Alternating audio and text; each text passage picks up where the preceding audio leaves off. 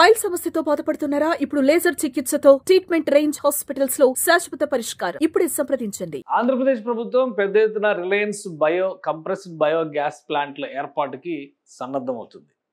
April 2వ తేదీన కనిగిరిలో, ప్రకాశం జిల్లా కనిగిరిలో మెగా ప్లాంట్కి శంకుస్థాపన చేయబోతున్నారు మంత్రి నారా లోకేష్. అలానే విద్యుత్ శాఖ మంత్రి కూడా ఇందులో పార్టిసిపేట్ చేస్తారు. రిలయన్స్ ఇండస్ట్రీస్ నుంచి అనంత్ అంబానీ రిలయన్స్ ఇండస్ట్రీస్ తరఫున పార్టిసిపేట్ చేసేటువంటి అవకాశాలు ఉన్నాయి. మొత్తం మీద రాష్ట్రంలో అనేక ప్రాంతాల్లో ఇప్పటికే చిన్న సైజు సిబిజీ ప్లాంట్ల నిర్మాణ ప్రక్రియ పూర్తయింది. ప్రధానంగా కాకినాడ, విజయవాడ, నెల్లూరు, కర్నూలు లాంటి నగరాల్లో ఈ చిన్న సైజు ప్లాంట్ల నిర్మాణ ప్రక్రియ పూర్తయింది. వాటిని వర్చువల్గా ప్రారంభించడంతో పాటు కనిగిరిలో మెగా ప్లాంట్కి శంకుస్థాపన చేయబోతున్నారు. దీనికోసం రాష్ట్ర ప్రభుత్వం దాదాపుగా 5,000 ఎకరాల భూముల్ని కేటాయించింది. అక్కడ గ్రౌండ్ వర్క్ అంతా కూడా కంప్లీట్ చేశారు.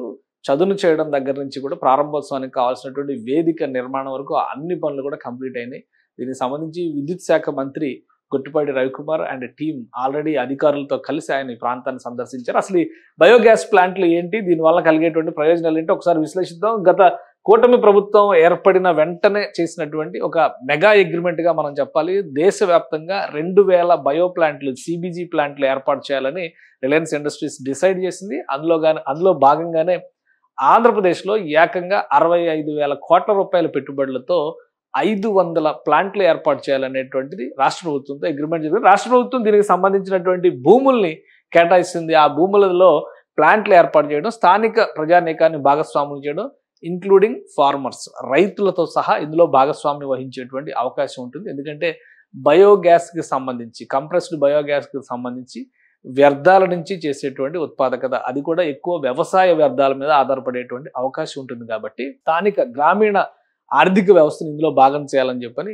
రాష్ట్ర ప్రభుత్వం భావించింది. అందులో భాగంగానే ఇది ఒక నమూనా. మొత్తం రిలయన్స్ గ్రీన్ పవర్కి సంబంధించినటువంటి వెబ్సైట్. ఇక్కడ అసలు ఈ సిబిజీ ఎలా చేస్తారో అనడానికి అనేక అంశాలను వివరిస్తూ కూడా వీడియోస్ ప్రజెంట్ చేసింది రిలయన్స్ గ్రూప్. సో దీని ప్రకారం చూస్తే కనుక రైతులు పండించేటువంటి భూముల్లో గడ్డి, ఇతర వ్యర్థాలు వీటన్నిటిని కూడా సేకరించడం ద్వారా వాటిని కంప్రెస్ చేసి బయోగ్యాస్ ఉత్పత్తికి ఉపయోగపడతాయి. దీని నుంచి గ్రీన్ హైడ్రోజన్, గ్రీన్ నైట్రోజన్, అలానే సిబిజీ లాంటి ఉత్పత్తులు చేయడం ద్వారా, కంప్రెస్డ్ బయోగ్యాస్ చేయడం ద్వారా దీన్ని వంట గ్యాస్ దగ్గర నుంచి వాహనాలకు కూడా ఉపయోగించేటువంటి అవకాశం ఉంది. ఇది ఒక భారీ ప్రత్యామ్నాయంగా రాష్ట్ర ప్రభుత్వం, కేంద్ర ప్రభుత్వం భావిస్తుంది. గ్రీన్ ఎనర్జీస్లో భాగంగా రిలయన్స్ గ్రూప్ తీసుకున్నటువంటి ఇనిషియేషన్ ఇది. ఇప్పుడు రాష్ట్రంలోనే అతిపెద్ద ప్లాంట్ కనిగిరిలో ఏర్పాటు కాబోతుంది. దీనికోసం 5,000 ఎకరాలని రాష్ట్ర ప్రభుత్వం కేటాయించింది. 5,000 ఎకరాలతో పాటు ఇక్కడ మనం అర్థం చేసుకోవాల్సింది ఏంటంటే, వీళ్ళు ఆర్గనైజ్ చేయబోతున్నటువంటి కొన్ని అంశాలను ఇక్కడ మనం దృష్టిలో పెట్టుకొని చూస్తే, ఆర్గనైజ్ చేయబోతున్నటువంటి అంశాల్లో ముఖ్యంగా రైతులకి సంబంధించి 2 రకాల అడ్వాంటేజెస్ ఇచ్చారు.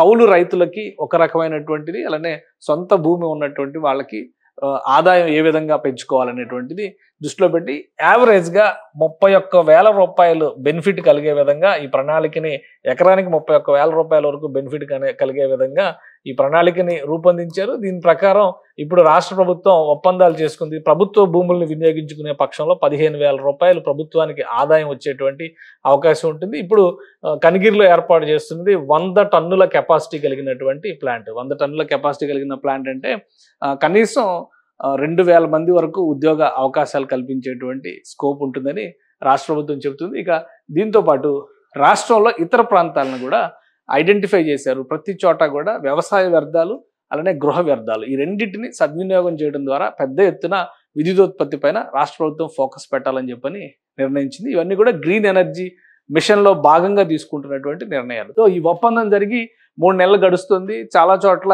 ప్రధానమైనటువంటి నగరాల్లో ప్లాంట్లు అక్కడ ఉండేటువంటి సైజుకు తగ్గట్టుగా 20 మెగావాట్ల నుంచి 20 మెగావాట్ల సామర్థ్యం లేదా 20 టన్నుల సామర్థ్యం కలిగినటువంటి చిన్న చిన్న ప్లాంట్లని ఏర్పాటు చేశారు. మెగా ప్లాంట్, మొదటి మెగా ప్లాంట్ కనిగిరిలో ఏర్పాటు కాబోయేటువంటిది ఇదే పెద్ద ప్లాంట్ అవుతుంది. ఇక్కడ వ్యవసాయానికి సంబంధించినటువంటి ఉత్పత్తుల వినియోగంతో పాటు 2 రకాల ఉత్పత్తుల్ని కూడా, అంటే గ్రామీణ వ్యర్థాలను కూడా ఉపయోగించే విధంగా ఈ సిబిజీలో ప్రణాళికలను సిద్ధం చేస్తున్నారు. ఇక రాష్ట్ర వ్యాప్తంగా కూడా దీన్ని విస్తరిస్తారు. ఎందుకంటే ప్రధాన నగరాల చుట్టూ ఇప్పుడు ప్లాంట్లు ఏర్పాటైనాయి. విజయవాడ, కాకినాడ లాంటి నగరాల్లో, మిగతా చోట్ల కూడా దీన్ని విస్తరించేటువంటి అవకాశం ఉంటుంది. రిలయన్స్ ఇండస్ట్రీస్ దీన్ని ఒక పెద్ద ఇనిషియేటివ్గా టేకప్ చేసింది. రాబోయేటువంటి రోజుల్లో దేశవ్యాప్తంగా 1,500 ప్లాంట్లు పెట్టబోతున్నారు. సో ఇప్పుడు రాష్ట్ర ప్రభుత్వంతో జరిగినటువంటి ఒప్పందం ప్రకారం చూస్తే వచ్చే 5 ఏళ్లలో కనీసం 20,000 మందికి ఇప్పుడు ఉన్నటువంటి దీనిలో 20,000 మందికి ఇప్పుడు ఏర్పాటు చేసినటువంటి ప్లాంట్లో 20,000 మందికి ఈ ఏడాదిలోనే ఉపాధి లభించేటువంటి అవకాశం ఉంటుంది. వాళ్ళ ఆర్థిక వనరుల్ని పరిపుష్టం చేసుకోవడానికి అవకాశం ఉంటుందని చెప్పని ప్రభుత్వ వర్గాలు చెబుతున్నాయి. ఇక 5 ఏళ్లలో రాబోయేటువంటి 5 ఏళ్లలో ఉద్యోగ అవకాశాలు పెరగడంతో పాటు ఆర్థిక వ్యవస్థ పైన కూడా దీని ప్రభావం ముఖ్యంగా గ్రామీణ ప్రాంతాల్లో ఇన్కమ్ సోర్స్ జనరేషన్కి ఇది ఒక ప్రధానమైనటువంటి వ్యాపకంగా మారుతుందని చెప్పని రాష్ట్ర ప్రభుత్వం భావిస్తుంది. ఆ క్రమంలోనే రిలయన్స్తో పెద్ద ఎత్తున ఈ ఒప్పందం చేసుకుంది. దీనికోసం 65,000 కోట్ల రూపాయల వరకు రిలయన్స్ ఇండస్ట్రీస్ ఇన్వెస్ట్ చేయబోతోంది. సుమన్ టీవీలో మీ పర్సనల్ అండ్ బిజినెస్ ప్రమోషన్స్ కోసం కింది నెంబర్కి కాంటాక్ట్ చేయండి.